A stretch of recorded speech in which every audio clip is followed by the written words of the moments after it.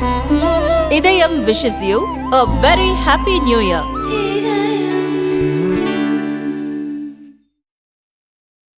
ஒரு கலகக்காரனின் கதை என்கின்ற இந்த நூலை வெளியிடுவதற்காக வந்து வெளியிட்டு இந்த நிகழ்விற்கு சிறப்பு விருந்தினராக வருகை தந்திருக்கும் பாரதிய ஜனதா கட்சியினுடைய தேசிய அமைப்பு பொதுச் செயலாளர் திரு BL சந்தோஷ்ஜி அவர்களுக்கும், மாநிலத்தினுடைய தலைவர் அன்பு சகோதரர் திரு அண்ணாமலை அவர்களுக்கும், சென்னை சிட்டிசன் ஃபாரமினுடைய தலைவர் அன்பு தம்பி திரு KT ராகவன் அவர்களுக்கும், சாணக்கியா வந்து இன்னைக்கு தமிழகத்துக்கு ஒரு சாணக்கியராக இந்த தன்னுடைய சேனல் வாயிலாக பல்வேறு விதமான தகவல்களை இன்னொரு கோணத்தில் இருந்து பார்க்க சொல்லிக் கொடுத்து கொண்டிருக்கும் திரு ரங்கராஜ் பாண்டே அவர்களுக்கும், அன்பு சகோதரர் திரு கோலகல ஸ்ரீனிவாஸ் அவர்களுக்கும், டாக்டர் காயத்ரி அவர்களுக்கும், மற்றும் முன்வரிசையில் அமர்ந்திருக்கின்ற மற்றும் இந்த அரங்கத்தில் இருக்கின்ற பாரதிய ஜனதா கட்சியினுடைய அத்தனை மூத்த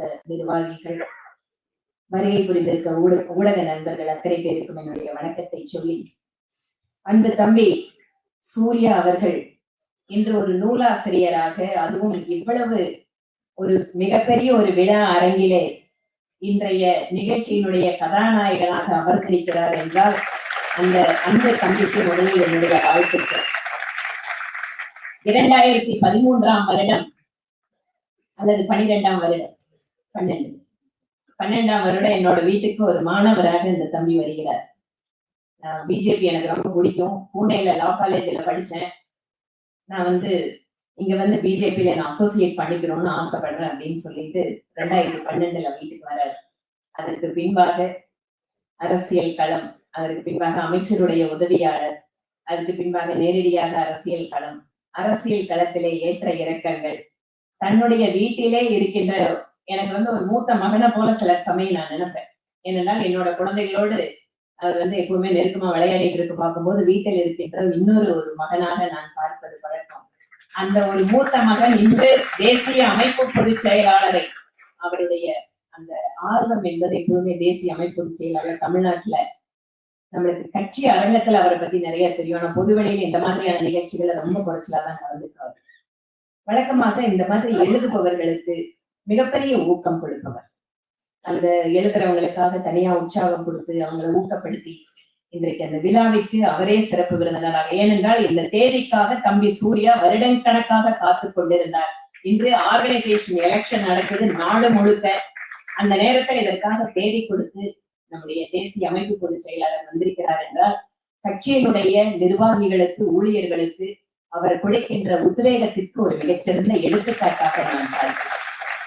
ஏனென்றால் எனக்கே தனிப்பட்ட முறையில கூட ஹிந்தி தெரியாமல் ஒரு தென்னிந்திய நிர்வாகியை கொண்டு போய் தேசிய தலைவராக உட்கார வச்சோன்னா சில நேரங்கள்ல கூட்டத்துல நான் பேச ஆரம்பிக்கும் போது உதவி சொல்லுவார், ஹிந்தியில பேசுவார்.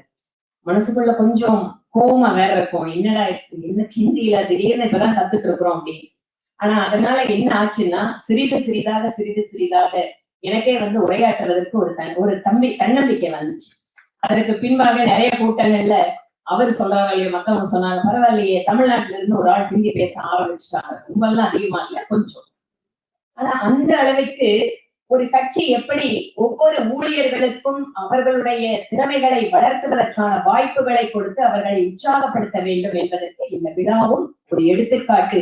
பிஜேபி கட்சி எப்படி சாதாரண காரியகர்த்தர்களுடைய திறமையை கூட அங்கீகாரம் செய்கிறது என்பதற்காக இதை சொல்கிறேன். கலகக்காரனின் கதை. வீர சவர்கர் தன்னுடைய வீரத்திற்கும் தியாகத்திற்கும், அதிலும் குறிப்பாக தமிழகத்தில் அதற்கு பொருத்தமே இல்லாமல் பல்வேறு விமர்சனங்களை, தவறான விமர்சனங்களை தாங்கிக் கொண்டிருக்கக்கூடிய ஒரு நபராகவே இன்று வரை அவரை நாம் பார்க்கிறோம். அதை மாற்றுகின்ற விதத்திலே, ஏனென்றால் தமிழகம் அதிகமாக இந்த நாட்டினுடைய விடுதலை போராட்டத்தில் பங்கு பெற்ற ஒரு களம், அதிகமான தியாகிகளை இந்த நாட்டின் விடுதலை போராட்டத்திற்காக கொடுத்த மாநிலம் இந்த தமிழகம்.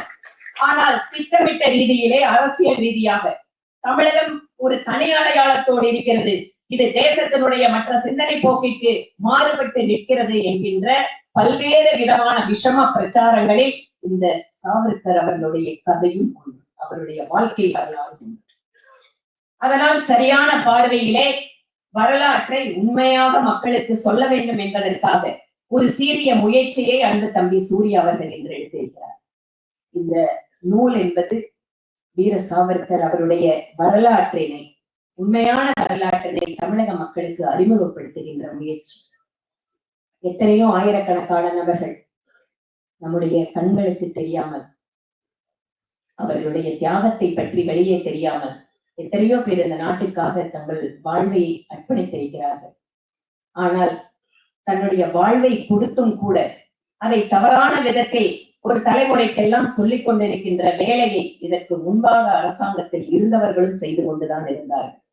வீர சாவர்கருடைய உண்மையான வரலாறு என்பதும் அந்த மாபெரும் தியாகியினுடைய அந்த புனிதமான அந்த வாழ்க்கைக்கு அங்கீகாரம் என்பது பாரதிய ஜனதா கட்சி மத்தியிலே ஆட்சிக்கு வந்ததற்கு பின்பாகத்தான் நடைபெற்றது. அவருடைய பெயரிலே விமான நிலையம் முதல் கொண்டு இன்று காலம் கடந்தாலும் பாரதிய ஜனதா கட்சி இந்த நாட்டிற்கு தியாகம் செய்தவர்களை, உழைத்தவர்களை அங்கீகாரப்படுத்திக் கொண்டே இருக்கிறது. அதற்கு சாவர்கர் ஒரு உதாரணமாக இருக்கிறார். இன்று தமிழகம் ஒரு கடினமான சூழலில் இருக்கிறது. இங்கு திராவிட மாடல் என்கின்ற பெயரிலே நாட்டினுடைய ஒற்றுமைக்கு எதிராகவும், இந்த நாட்டு மக்கள் அனைவரும் ஒன்றாக இருப்பது என்கின்ற இயல்புக்கு மாறாகவும் ஒரு அரசியல் சித்தாந்தத்திற்காக தமிழகத்தினுடைய மக்களுடைய மனதை மாற்றுகின்ற முயற்சியை இறங்குகின்ற இந்த காலகட்டத்தில் வீர சாவர்கருடைய இந்த நூல் என்பது காலத்திற்கு மிக மிக தேவையான ஒன்று. அன்று தம்பி சூர்யா அவர்கள் மிகச்சிறந்த எழுத்தாளர். இந்த புத்தகம் மட்டுமல்ல, அவருடைய பல்வேறு கட்டுரைகள், இன்னும் கூட பல சில நூல்கள் எல்லாம் இருக்கிறது. வடகிழக்கு மாநிலங்களை பாஜக வென்ற கதை என்கின்ற புத்தகம் எல்லாமே அவருடைய எழுத்து திறமைக்கு சான்றாக இருக்கிறது. வழக்கமாக அரசியல் மக்களுடன் நெருக்கமாக இருப்பது வெற்றிகரமான அரசியல் என்றாலும் கூட அரசியல்வாதிகள் எழுத்தாளர்களாக, மிகச்சிறந்த பேச்சாளர்களாக அந்த திறமையும் சேருகின்ற பொழுது அது ஒரு முழு பயனை இந்த சமுதாயத்திற்கு கொடுக்கும். அந்த வகையிலே அன்பு தம்பி சூர்யா அவர்களுடைய வருங்காலத்திற்கும் அவருடைய அரசியல் வெற்றிக்கும் இந்த நேரத்தில் வாழ்த்துக்களை தெரிவித்துக் கொண்டு விடைபெறுகிறேன். நன்றி, வணக்கம்.